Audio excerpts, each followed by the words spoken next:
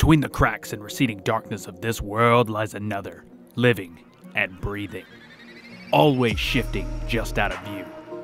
It's there that the true terrors that haunt your deepest dreams dwell, and they're watching, waiting, ever vigilant. I'm Thomas Dean Worley, a consulting detective for the Medimaville Police Department, and these are my cases. Sometimes we're too blind to see the facts that sit so openly before our eyes, like a predator that's too focused on its prey to see the ledge it's being led to. As you'll no doubt observe in these cases that I'm about to share with you, an evil stench exudes from every piece of information that I've collected over these years. And by listening to this, you're listening at your own risk. There's no way to tell who or what may be watching, and they aren't too keen on having their dirty laundry aired to the public. They will find you. It's only a matter of time. So here I am, beaten and bruised in a poor excuse of a bar with a man who just sunk his teeth into the flesh of another man's throat after stripping it from the body. Not entirely sure how I managed to find myself in situations like this, but here we are. And that damn bartender still hasn't fixed my drink. He sure isn't working to get that tip tonight. The Lynx, here in the flesh. And blood. God, there's a lot of blood. What's worse is the searing pain seems to be intensifying. I should probably sit down. But I've got to keep standing if I have any hopes of making it out of here in one piece. So you're here for me. Well, here I am. What's this all about? Why'd you have to go and turn crooks into a chew toy? A simple casualty of war, my dear friend. You, of all people, should know that. Friend? Who does this guy think he is? Better yet, how the hell am I going to get out of here? Back door? No, I'm sure he's got that covered. Otherwise, he wouldn't have strolled so casually through the front. I could try the window again, seeing as how it's still wide open from my unexpected run-in with it. If somebody's keeping an eye on the back, then they're surely watching the window too. Invisibility's always an option. It would definitely give me an advantage. Planning your escape, Tom? Surely there's no need for all that, pal. I simply want to talk is all. I mean you no harm. Talk? You just waltzed in here and slaughtered an officer. I mean, he wasn't much of one, but he was still on the force. Now you expect me to believe you just came to talk? Please, Tom, have a seat. I only wish to give you Nuri. He's obviously worth more to you. Think of it as my token of good faith. As for Crooks, who do you think brought the phantoms to this place? He was playing you, Tom. The moment you showed yourself, he tipped them right off. Don't believe me? See for yourself. The Lynx gestured towards one of the windows opposite the one I went through. I hesitated before reluctantly walking over and looking through. It was dark, but I could just make out the silhouette of a body. Romero. Something glistened on the ground around him, and I could only assume it was blood. I was on my way inside when I found Crooks savouring the crimson pool of his former friend. Just happened to be in the neighborhood, huh? On the contrary, I followed you from Linmar. A pity what happened to that poor photographer. And a disgrace that someone left my calling card with my name on it. And suddenly, it was like everything clicked into place. The paw print, a calling card from the Lynx, placed on the body of a man he didn't kill by Nuri, or more likely, Crooks and Romero. Framed for a murder he didn't commit. And now, the Lynx, suspecting the double-cross, checks in on the photographer, only to find his suspicions had come true. And who strolls into the picture but one desperate detective determined to shake loose a lead from a dead man? So, he followed me, hoping the dulcet detective would pick up the trail and lead him to his prey. This, of course, led him here to the Bombay Club. And while staking the place out, he observes a commotion through one of the windows before Crooks carries Romero from the bar, around the side, and into an alley, before finally sinking his teeth in and draining the poor creature of every drop of blood. Crooks was smarter than I thought. Too bad that still makes him an idiot. I can see your gears turning, Tom.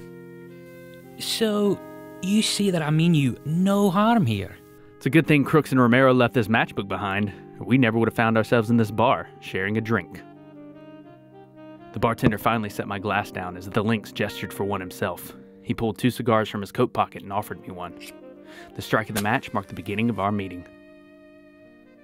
So, Nuri's framing you. My question is, why do you want me to have him? Figured you'd kill him yourself. Straight to the point. I like that about you. If you must know, I need Nuri taken care of. And I need to keep my hands clean for future situations. So, I figured, why not let Tom Worley handle this ruffian? Besides, his little incident with the photographer, it touched a nerve. He'll suffer worse behind bars than he ever will in death. And that's all I want for him. So what do you say, Tom? Do you want Nuri or not? There's no way it's as straightforward as this. I know the Lynx wants something. He doesn't seem like the giving out of the kindness of your own heart kind of guy. But this is a chance at a solid lead on Nuri, and I couldn't pass it up. Even though my gut was telling me that this was going to come back and bite me in the end. I puffed on my cigar a few minutes more, mulling over the pros and cons of making deals with the devil. You know, from where I'm sitting, the price of my soul seemed to be dwindling, and taking Nuri down was the only thing that mattered. Yeah, okay. I'll hear you out. You're a smart man, Tom. I knew you'd listen. All that crack about Delmont and West First, it was just a ruse. Nuri's held up out near Dromer's. Best way in is through one of those side entrances. He uses it as a front for his operations, and there's always fellas coming in and out. Slip in, grab your man, and slip out. It shouldn't be too difficult for one with your capabilities. You may want to get that wound checked out, though. The pain was still radiating throughout my abdomen, and the room was swimming before my eyes. Fortunately, I think it finally peaked. Unfortunately, I don't see it subsiding anytime soon. I'll be fine. It's nothing I haven't handled before. Oh, but that's no ordinary wound. There's phantom toxin coursing through your body right now, pal. It's a special concoction they developed themselves. Besides burning like hellfire, it also interacts with your abilities. To put it shortly, I don't believe you could turn invisible right now, even if you really wanted to. Woozy but determined, I concentrated with all my might, but I remained as solid as ever. This could be a problem. I mean, I'm resourceful, but I've been relying on my power for so long, I've gotten rusty in my time. I don't suppose you have any suggestions? Well, as a matter of fact, actually, there's my cue to leave. We'll have to pick this up another time. It's been a pleasure chatting with you, Tom. It truly has. The sound of the police sirens grew louder as the Lynx gave a wink before making his way towards the back of the bar and out the door, disappearing into the night. A few moments later, Clark, of all people, walked in. Tom! What on earth happened here? It's a bloodbath! Of course Clark would be the one to take the call. He is a homicide detective after all. And I had forgotten about the remains of crooks soaking into the floor.